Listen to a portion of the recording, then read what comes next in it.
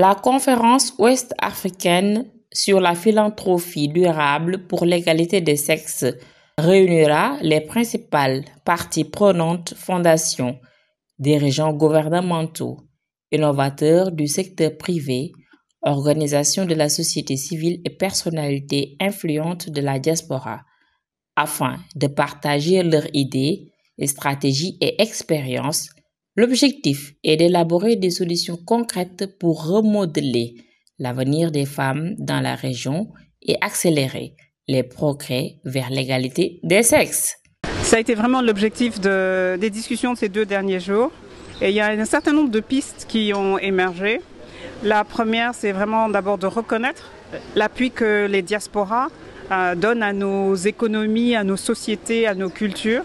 La deuxième, c'est d'établir des plateformes qui leur permettent d'investir dans des projets de société qui soient durables, des plateformes qui leur donnent une certaine forme de confiance dans les projets dans lesquels ils investissent et des plateformes qui permettent d'aligner les projets avec les priorités nationales. Il y a eu un très bon exemple qui a été présenté sur la perspective du Sénégal qui va vers une journée nationale de la diaspora et qui est en train de se préparer justement pour avoir ce genre d'outils pour canaliser tout l'appui et tous les transferts que font les diasporas sénégalaises à travers le monde.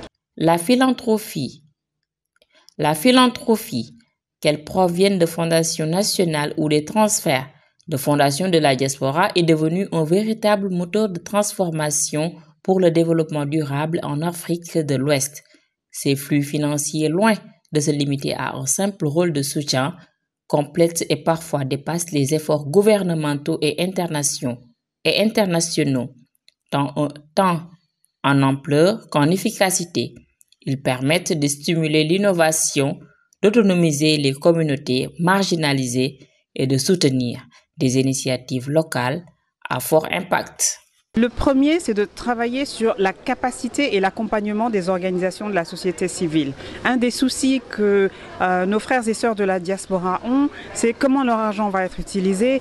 Est-ce que leur argent va profiter aux femmes, aux filles, aux personnes dans nos communautés? Donc, arriver à un système qui permette une transparence sur où vont les fonds, à quoi ils servent, pouvoir avoir une vraie redevabilité, mais aussi pouvoir mesurer un impact. Il faut que nos organisations de la société civile puissent au départ travailler avec les diasporas pour définir les projets, mais aussi leur montrer l'impact que les fonds qu'ils gagnent durement ont sur les communautés dans nos pays comme le Sénégal.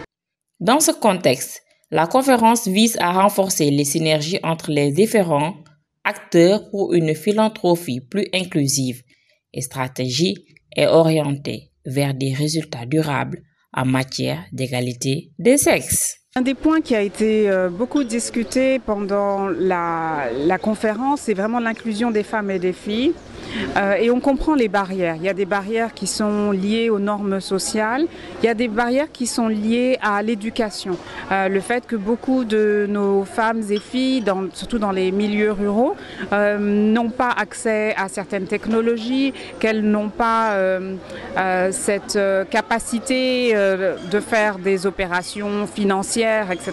Donc il y a besoin d'avoir un renforcement de capacité, mais il y a aussi un besoin de développer des plateformes et des applications qui soient simples et qu'elles puissent utiliser sans avoir besoin de trop de formation. Donc c'est un petit peu les deux, travailler sur leur capacité, mais avoir une offre qui soit adaptée à leurs besoins.